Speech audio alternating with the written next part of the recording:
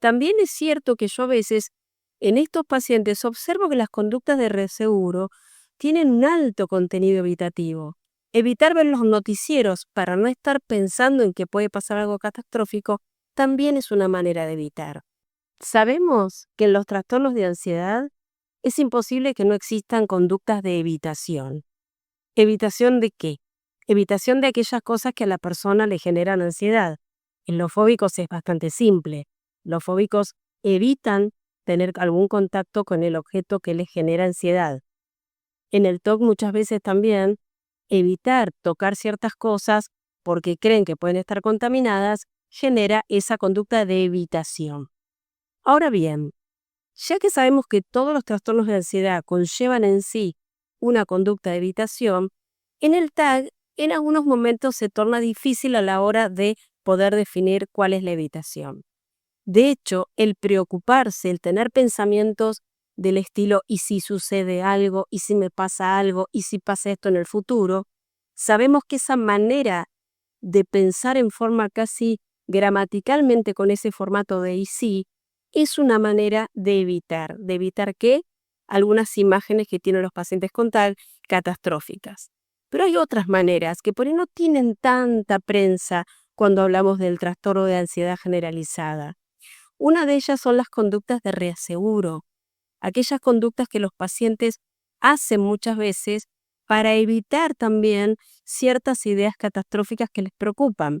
Muchas veces los pacientes están todo el tiempo consultando a las personas para quedarse tranquilos de que lo que les preocupa no va a suceder. A veces están llamando reiteradas veces a las personas que les interesa o que se preocupan por miedo que les pase algo.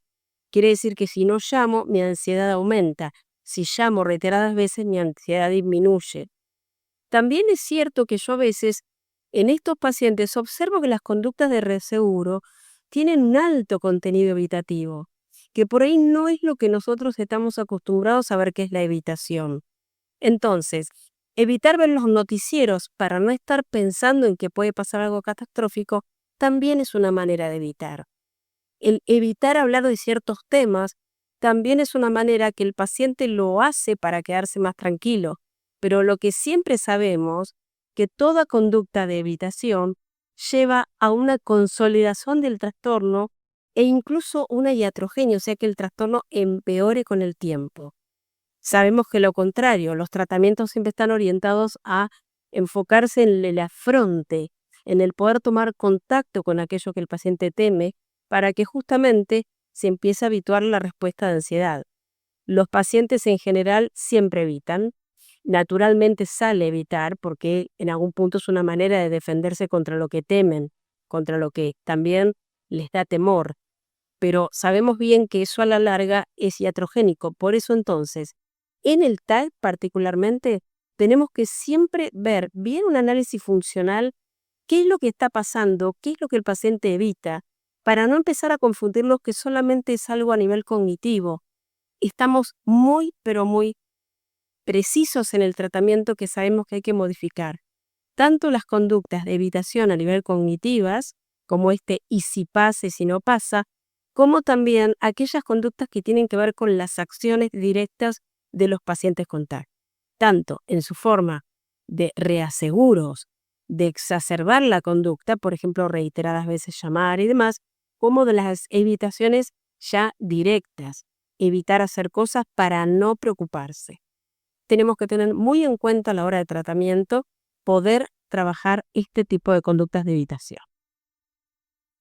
¿Sabían que, por ejemplo, una persona que tiene trastorno de ansiedad generalizada y que de golpe tiene ciertas conductas de, por ejemplo, ir muy seguido al baño porque teme que en algún momento no pueda encontrar un baño si sale a hacer algo a la calle? ¿Sabían que esto también es una conducta de evitación y escape? Bien, es bueno que sepamos que en los trastornos de ansiedad generalizada no solamente es una evitación cognitiva la más típica, ¿no? La más estudiada y la más tratada, de hecho, en lo que es el trastorno de ansiedad generalizada, en el TAG, sino que también hay otro tipo de conductas que son muy patológicas y que en definitiva terminan cronificando la patología, que tiene mucho que ver con la parte más comportamental. Entonces, muchas veces los pacientes en forma voluntaria generan cierto tipo de estrategias muy poco felices, si se quieren, porque empeoran, como este que yo les menciono, pacientes que por ahí, como tienen temor y anticipan eventos como, por ejemplo, si salgo con el auto y no encuentro un baño cerca, ¿cómo voy a hacer si me dan ganas de ir al baño? Entonces voy al baño más seguido en mi casa. De esa manera vacío el intestino y entonces no me van a dar ganas en otros lugares. Saben que este mecanismo, que es evitativo, porque yo quiero evitar sentirme mal, lo único que genera es que yo empiece a irritar al intestino, que lo empiece a forzar, que empiece a aumentar los movimientos peristálticos. Y esto genera que muchas veces las personas pueden fluctuar entre la diarrea y la constipación. Y todo esto por un mecanismo de evitación.